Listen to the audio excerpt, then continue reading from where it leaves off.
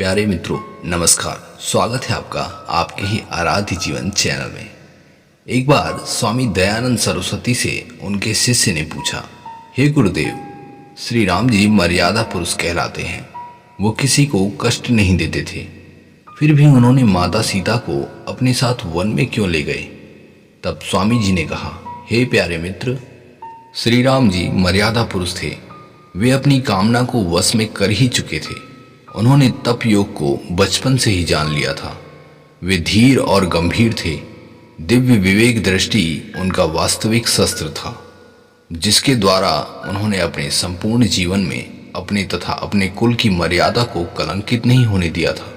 आप जानते हो, एक कहावत है कि पूत के पांव पालने में ही दिख जाता है।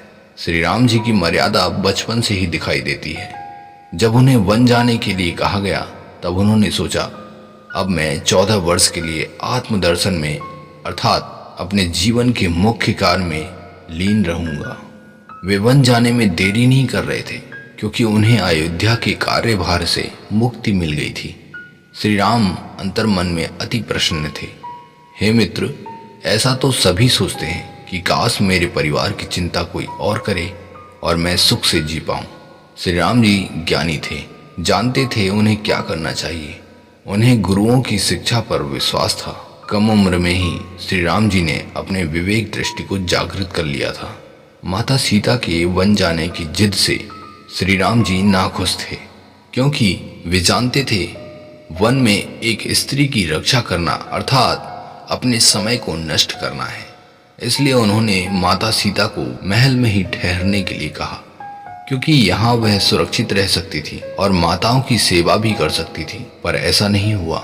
जानते हो मित्र, ऐसा क्यों हुआ? क्योंकि यहाँ मोह का पर्दा लगा हुआ था।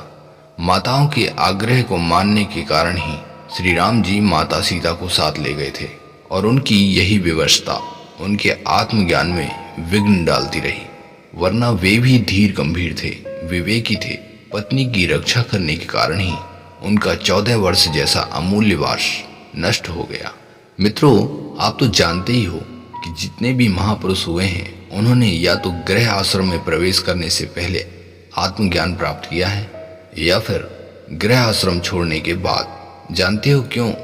क्योंकि गृहस्थ में प्रवाह नामक जाल व्यक्ति को अमूल्य कार्य करने से रोक देता है। इस धरती पर ऐसा कोई भी मानव नहीं जो शांति नहीं चाहता हो, और यदि सच्चे गुरुओं का मार्गदर्शन हो जाए तो निश्चित ही आत्मज्ञान को चाहे बिना रह नहीं पाएगा। सिर्फ विवेकवान मनुष्य ही अपने अमूल्य समय को पहचान पाते हैं, और उनमें विवेकता अपने सच्चे गुरु की शिक्षा से ही आती है। मित्रों, यह जानकारी हमें ऐसे महान पुरुषों की पुस्तकों से मिलती है जिन्होंने श्री राम को बड़ी नज़दीकी से जाना है।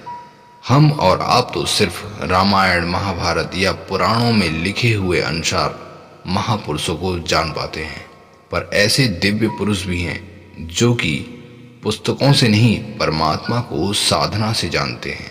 और साधना से परमात्मा को सीमित नहीं, बल्कि पूरा ही जाना जा सकता है। जैसे किसी फल को देखकर या सूंघकर स्वाद नहीं चखा जा सकता, वैसे ही परमात्मा को सुनकर नहीं, बल्कि आध्यात्मिक विवेक दृष्टि से जाना जा सकता है। मित्रों, आपको आज की हमारी यह जानकारी कैसी लगी? हमें अपना सुझाव जरूर दें, और अपने जीवन को विवेक दृष्टि से आनंदमय बनाए रखें। मिलते हैं ऐसी ही कुछ रोचक गाथाओं के साथ। तब तक के लिए नमस्कार, जय हिंद।